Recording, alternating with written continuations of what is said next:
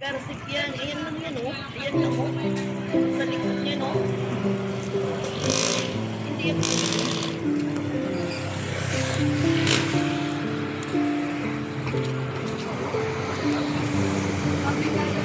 Sunog sa Kupang, Muntinlupa City. Ayan, mga amigo. Ingat-ingat po tayo lahat sa ating mga ginagawa sa araw-araw. Kasi ito, time check po ay alas 5 pa lang ng umaga. Mayroong isang sunog na gaganap dito sa Kupang, Muntinlupa City. Ayan mga amigo. At ingat-ingat po tayo. Sana walang masaktan sa nangyayaring sunog na to. Ayan, nandito po tayo ngayon at makikita po natin.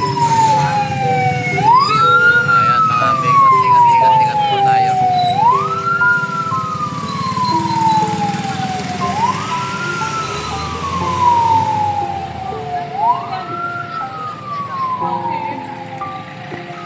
Thank you daw. Yan? Yan? Sabi nung mama. Puro Ono Kupang. Hindi garsip yan. Ay, layo ng garsip.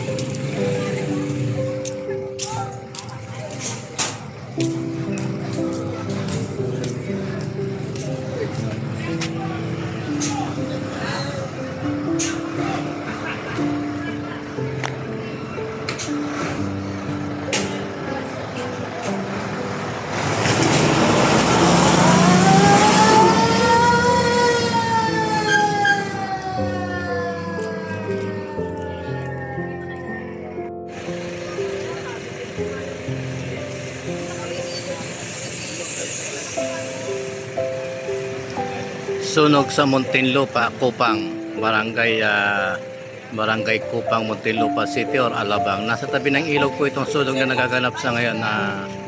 Time check po ay 5:30 na ng umaga. Ang laki na nagaganap na sunog. Ayan. Kitang-kita naman hindi makapasok yung bumbero kasi medyo nasa looban po ito. At mga light materials yung mga bahayan, yung mga nasusunog dyan sa looban na yan. Kaya ito, ayan mga amigo, ingat-ingat po tayo sa ating mga property o ating mga bahay. Kasi ayan, sunog na naman. Ito yan po sa Kupang, Muntinlupa City.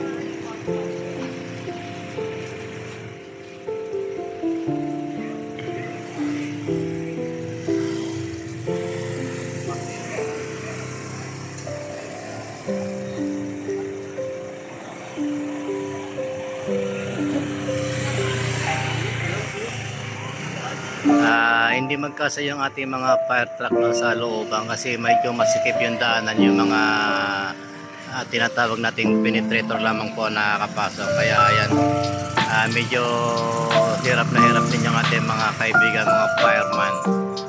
Kaya ingat-ingat po tayo. Patuloy pong lumalaki ang mga ayan, lumalaki po yung apoy kasi hindi po mapasok, masyadong mapenetrate ng malalaki nating mga fire truck. Medyo mahirap makapasok po sa looban na yan. Ayan, ang itim po ng usok, ibig sabihin po patuloy na lumalaki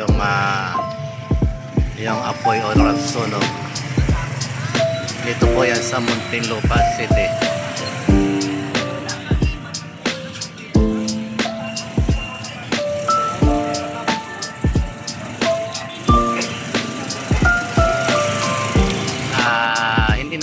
Lumapit sa loob kasi medyo makakabala lang tayo doon sa mga fireman. Yun naman po ang dapat na huwag na tayo makihalo bilo or makimarites doon sa looban na yun.